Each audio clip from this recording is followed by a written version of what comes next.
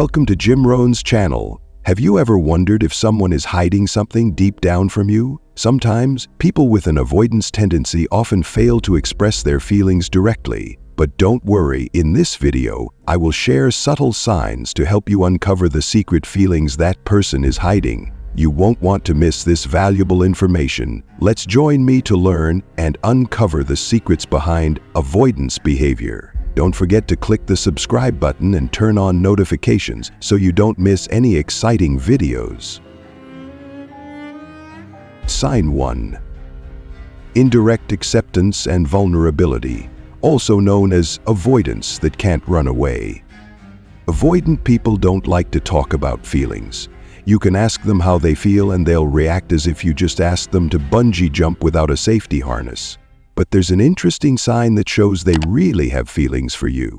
They agree to participate in a non-traditional relationship as long as it doesn't scare them away. Let's take Olivia as an example. She once said, "I've given up on the ending. I don't need to get married, my children are grown, and I'm not looking for something to fill my life anymore." The important thing is whether we can build a solid foundation when it's just the two of us. When we get old, when there are no children around, will we care about each other? It sounds philosophical, but it's actually a romantic version of the question, if it's just us and an empty fridge, will you go grocery shopping with me? Once Olivia gives up the pressure of marriage or living together, she feels more free. And that's how avoidant people express their feelings. In their own way, not noisy, not following a traditional script, but still investing in the relationship. So, if the person you like doesn't jump at your confession or run away when you mention the future, but instead quietly builds a long-term foundation, then congratulations. They may really have feelings for you. They won't say, "I love you" every day, but they will remember the type of coffee you like and happen to buy it without being asked. And before moving on to the next sign, a little challenge. Throughout this video, many people I interviewed emphasized one thing in common, but I won't tell you right away. Pay attention and see if you can find it yourself. Awesome. Let's dig deeper into this interesting sign together. Sign 2. The strange attraction when you shine. Have you ever seen someone disappear without a trace, then suddenly come back when you're living your best life? It's not magic, it's psychology. Take Emma as an example. Her ex-boyfriend evaporated for 2 months. Not a single message, not a single explanation. It's as if he was recruited by the CIA for a top-secret mission. But then, as she began to focus on herself, living happily, loving life, and shining in her own way, suddenly, like a cat smelling fish, he came back. Emma said, "When you become a better person than you were, they're like addicted to it. They can smell it and they come back. But if I try to manipulate him, he'll realize it and everything will go back to the old cycle. When I really change, everything changes." What does this mean? Avoidant people are often not good at dealing with their emotions, but they have an extremely sensitive emotional radar with those who are developing in a positive direction. When you no longer crave recognition from them, don't try to control or cling. They are attracted in a mysterious way. Call it emotional gravity as well. But why is that? There are a few reasons that can explain this phenomenon. Safety. When you live your life well, you show that you no longer depend on them to feel happy. This creates a sense of security for the avoidant, as they no longer have to worry about being swallowed by your emotions. Admiration. When you shine, you become attractive and admirable. Avoidant people also want to be with such people who can bring them inspiration and positive energy. Curiosity. The avoidant may be curious about your change. They want to know what made you become so happy and successful. So, instead of trying to text "I miss you" or posting cryptic statuses, just live your best life. If they come back, it's because they recognize your value. And if not, you are still moving forward, happier and brighter than ever. And before moving on to the next sign, have you figured out the answer I challenged? I won't reveal it yet, but keep following to find the answer yourself.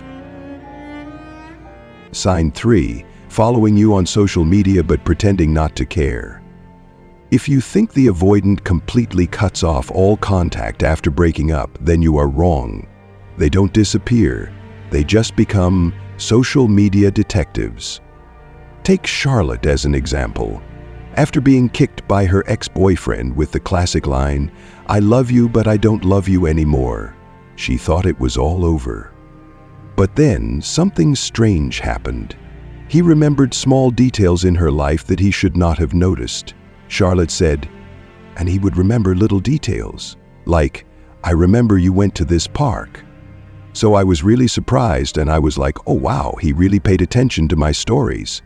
So yeah, it's great to know that. If you've ever seen an avoidant disappear from your life but show up on every Instagram story of yours within 10 minutes of you posting, then congratulations, you've just discovered an avoidant who is secretly watching you.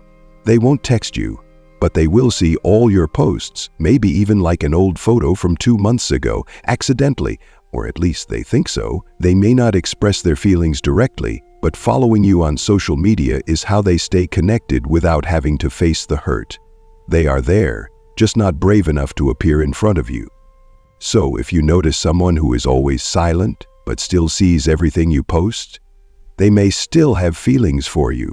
The question is, do you want to wait for them to step out of that safe zone, or are you ready to continue your wonderful life? Sign 4. When you let go, they come back with a whirlwind of regret. Meet Amelia. She experienced an interesting phenomenon. Once she really let go, not only her ex-boyfriend, but also others from the past suddenly came back like a domino effect. Amelia said, "It wasn't until I gave up that he came back into my life. I broke the no-contact rule 5 or 6 times, but nothing changed. Then I decided to let go completely, told him to get lost, and disappeared. I continued living my life, posting happy pictures on social media without mentioning him at all. And guess what? After about 60 days of silence, he showed up with words that any girl would want to hear. I love you, I regret it, I want to come back and fix things."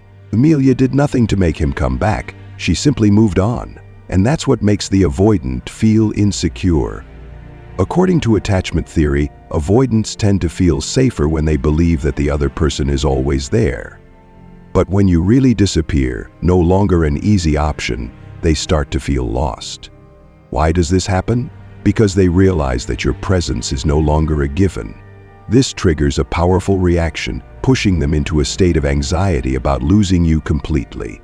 And so, after months of being silent saints, they come back with a series of regrets and a desire to start over. So what's the lesson here? If you're clinging to an avoidant, stop. Focus on yourself, live your life, and if they really have feelings for you, they will come back on their own. And if not, you will still have a wonderful life, better than ever. So do you remember at the beginning of the article, I talked about a recurring topic? This is the time to connect everything together. All 4 success stories have one thing in common: letting go. When the other person stops pursuing, focuses on themselves, and lives better, the avoidant feels safe enough to reflect and come back. This creates a completely different cycle. Instead of forcing feelings, the other person becomes self-sufficient, which in turn attracts the avoidant more. Avoidants often have difficulty with emotional intimacy. They are afraid of being overwhelmed, afraid of being stuck in relationships. This makes them withdraw or avoid when they feel pressure or expectations. When the other person in the relationship lets go, it will remove this pressure by focusing on themselves more than the relationship or the avoidant partner. The motivation changes from pursuing to distancing and independence. This creates a safe emotional space for the avoidant partner. Let's explore the 4 main stages in the avoidance thought process when faced with the letting go model. Fear of loss. When the partner lets go and stops pursuing, it silently signals to the avoidant that the relationship could actually slip out of their hands. This triggers the fear of losing something meaningful without the pressure of having to act immediately. It allows the avoidant to reconsider the relationship from a more self-sufficient position rather than being afraid of being overwhelmed. The attraction of independence. Avoidants are often attracted to partners who show independence and self-sufficiency because it reduces anxiety surrounding emotional closeness. When the partner focuses on their own growth, It signals to the avoidant that their space and boundaries are respected. This creates a pulling effect, where the avoidant feels safer to re-engage in their own way, breaking the pursuit cycle. By letting go, the partner will break the emotional pursuit cycle, where the avoidant constantly withdraws when their partner pushes for connection.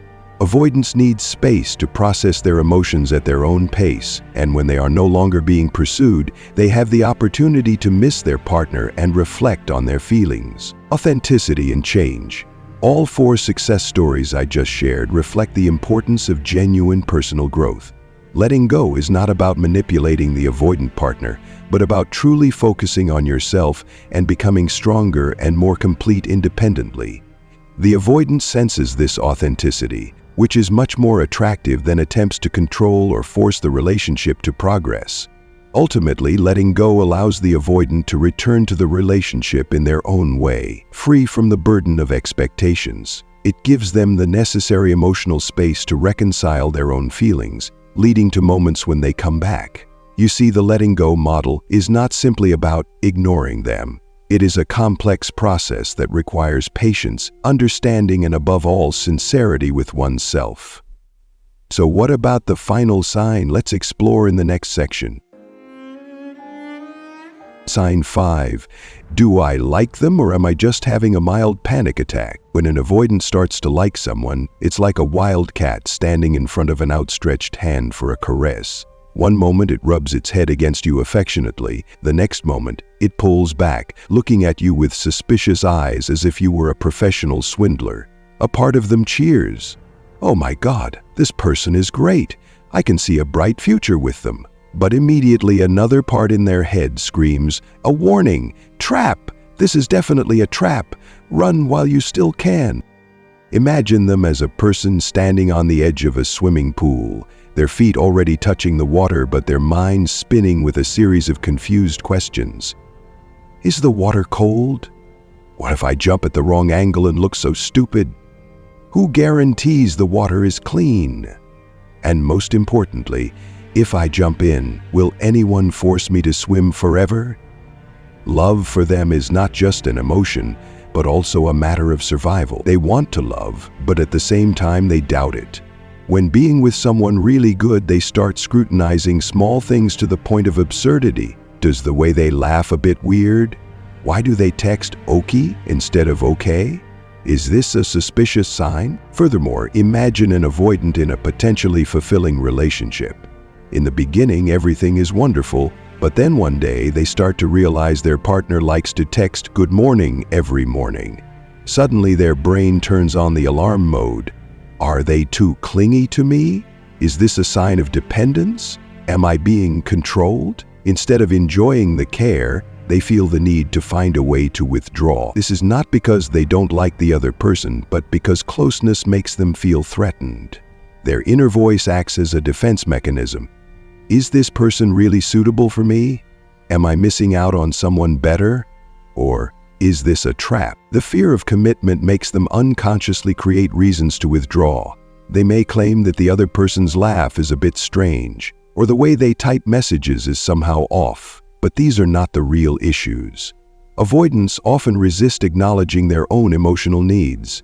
Their clinging to small details or creating reasons to doubt is not because they don't care, but because they care too much. They are afraid that if they let themselves sink deep into this relationship, they will lose control. This battle between their fear and their emotions is not just a psychological joke, but a sign of deep attachment. When an avoidant has no real feelings, they will not waste time thinking about it. But if they are struggling with conflicting thoughts, it means that the other person has touched them at a deeper level than they want to admit. Most notably, even though they are panicking and trying to convince themselves that they don't really like the other person, somewhere in them there is still a hope that these fears will disappear.